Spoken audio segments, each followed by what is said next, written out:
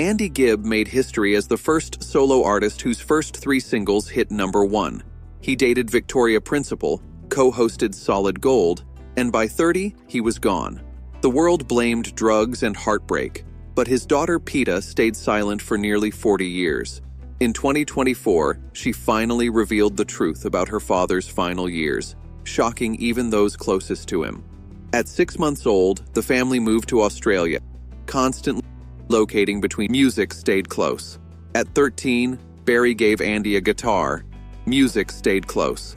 At 13, Barry gave Andy a guitar, his lifeline to belonging. By 14, he was performing in Ibiza's tourist clubs, learning the craft, and discovering his own voice. At 15, he moved to Sydney, wrote songs, and performed with his first band, Melody Fair, establishing his identity as an artist. At 16, Andy released Words and Music, his first commercial single. By 18, he moved to Miami, married Kim Reeder, and began recording his debut album, Flowing Rivers, at Criteria Studios, where legends like the Eagles were finishing Hotel California. When Flowing Rivers came out in 1977, it hit the Billboard Top 20. His first single, I Just Wanna Be Your Everything, topped the charts for 4 weeks, cementing Andy Gibb as a star in his own right.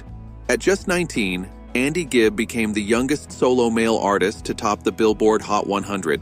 His second single, Love is Thicker Than Water, replaced his brother's Stayin' Alive at #1 in March 1978, marking a rare moment when the entire Gibb family ruled pop music together.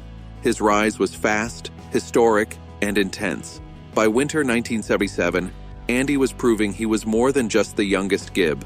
He recorded his second album, Shadow Dancing, between Los Angeles and Miami, working closely with Barry, Albie Galutin, Carl Richardson, and a tight band jokingly dubbed the Andy Gibb Hit Orchestra.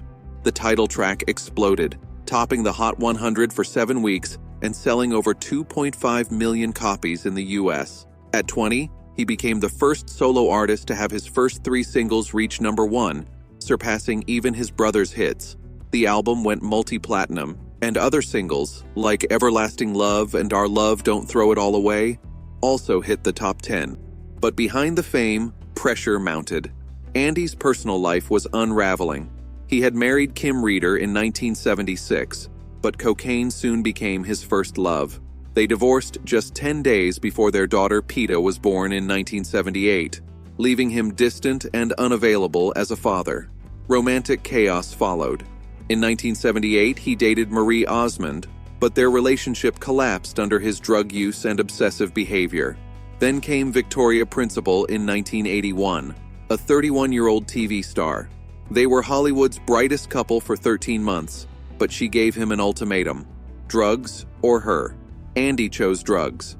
By the time his third album, After Dark, released in 1980, the signs of addiction were obvious. Roles and hosting gigs vanished, and the pressures of fame and failed relationships drove him deeper into collapse. It happened just days before Andy's 24th birthday. Victoria Principal told him she wouldn't marry him unless he chose sobriety. He didn't, and she stepped away for good. Andy never recovered. He blamed her for his collapse, convinced the breakup had broken something inside him. His life spiraled. Cocaine became his constant companion, costing him around $1,000 a day, over $3,000 today. He stayed awake for weeks, ignored messages from producers, and spent hours alone in his room. Hospital visits increased as chest and stomach pains grew severe. Andy's addiction began destroying his career. He missed major shows, including the American Music Awards, and was fired from Joseph and the Amazing Technicolor Dreamcoat and Solid Gold. Even when he performed, his talent couldn't overcome his unpredictability. By 1982, missed performances and rehearsals made industry insiders doubt him. His family tried to help, but could only watch as he fell further. Years of drug use also damaged his voice, leaving it uneven and tired. Relapses and broken promises strained relationships with Barry, Robin, and Maurice, leaving everyone around him feeling. By 1985, his family sent him to the Betty Ford Clinic. 6 weeks of therapy offered hope, but once he left, addiction pulled him back. Depression, self-doubt, and self-hatred consumed him. proving that even the best treatment couldn't undo years of pain and struggle. Alongside his emotional struggles came financial collapse. In the late 1970s, Andy Gibb earned millions, $50,000 a show, and over $3 million from shadow dancing. But cocaine drained his money as fast as it drained his health. By 1985, his income had fallen to $24,127, and in 1986, just $7,150. Bills piled up, opportunities vanished, and in September 1987, he filed for Chapter 7 bankruptcy. His assets totaled $1,432.79, while debts exceeded $1 million. He lived rent-free in a Florida penthouse, borrowing furniture from his brothers. Even his management company had debts far exceeding its assets. Fame had become a memory, and the fall left him exposed and fragile. His daughter Peta inherited nothing from the man who once topped the charts.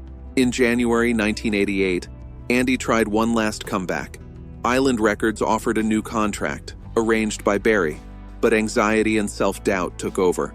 He missed meetings, never signed the contract, and recorded only a few sessions at Mayfair Studios. Addiction and fear had become stronger than his plans. Still, there were private glimpses of hope. In 1987, Andy quietly earned a pilot's license, a secret dream that showed he still wanted a future beyond music. He talked about flying and even joining the Bee Gees for their 1989 album. Barry later said Andy had a quiet determination few ever saw, a hidden sign that he had not completely given up on life. Everything collapsed in March 1988. Just days after his 30th birthday, Andy Gibb checked into a hospital but left too soon. On March 7th, he arrived at John Radcliffe Hospital in Oxford with severe chest pains. Before doctors could run tests, he collapsed on March 10th. The cause? Myocarditis, a heart weakened by years of substance abuse. His cardiologist, William Schell, said Andy's heart simply could not fight anymore.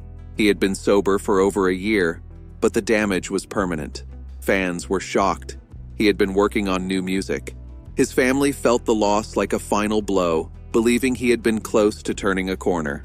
Andy left behind a 10-year-old daughter, Peta, and no will, meaning she inherited nothing. For much of her childhood, he was a distant presence, a voice on the phone and brief visits. Rumors of suicide swirled for decades, but they were false. In 2024, Peta spoke publicly for the first time.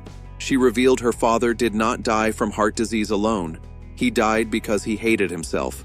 Her words reshaped how people understood his story, showing that behind the headlines was a man crushed by pain.